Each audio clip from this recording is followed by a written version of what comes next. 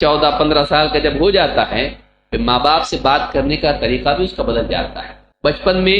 اگر ماں باپ آواز دے ہاں ابو ہاں ماں، فوراً دوڑا دوڑا آتا ہے، لیکن جب بڑا ہو جاتا ہے، باہر جا رہا ہوتا ہے، کہاں جا رہا، دروازے کی آواز آتی ہے اس کی نہیں آتی، یہیں پہ ہوں، کیوں جا رہا ہے، ایسے ہی، ارے سنتا ہے کہ رکتا ہے کہ نہیں، آ رہا ہوں۔ جوانوں میں بڑوں سے بات کرنے کی تمیز گھٹ جاتی ہے،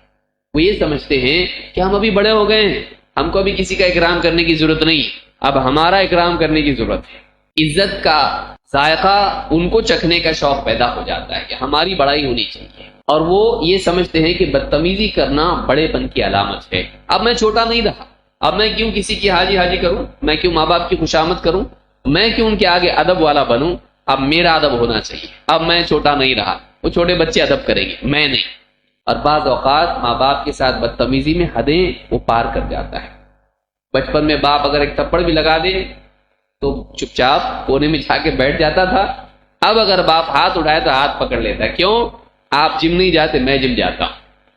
تو یہ ہمت آئندہ مت کرنا، آپ صرف ہاتھ پکڑاؤں، کل کو گردن پکڑ لوں گا۔ نوجوانوں کے اندر اخلاقی بگاڑ میں یہ چیز عام طور سے دیکھنے میں آتی ہے کہ جنہوں نے پال پوس کے تجھ کو بڑا کیا، کھلایا پلایا اور ایسا بنایا کہ تو صحت مند بنے، اچھے کپڑے پہن کے باہر جائیں،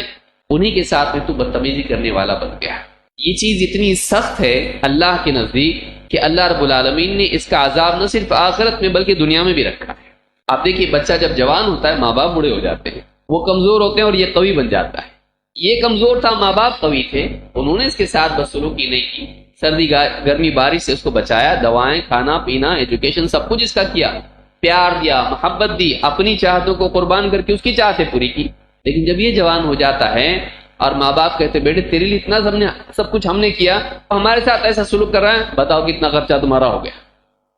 ابھی میں کام کرتا ہوں، جو بھی ہے تم نے جتنا بھی خرچہ ہوا 2-3 تنخواہ میں نکل جائے گا، اتنا کماتا ہوں۔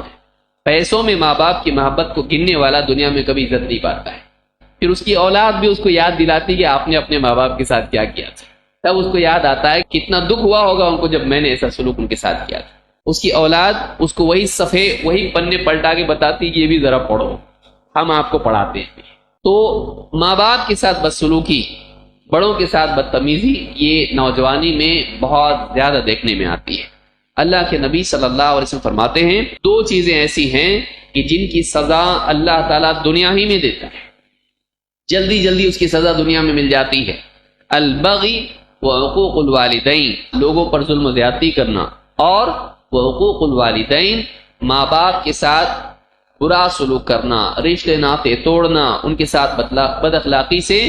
پیش آنا، یہ ایسی برائی ہے کہ اس کی سزا کو اللہ تعالیٰ نے آخرت تک مؤخر نہیں رکھا ہے، وہاں تو ہے ہی ہے، اس کی سزا دنیا ہی سے ملتی ہے۔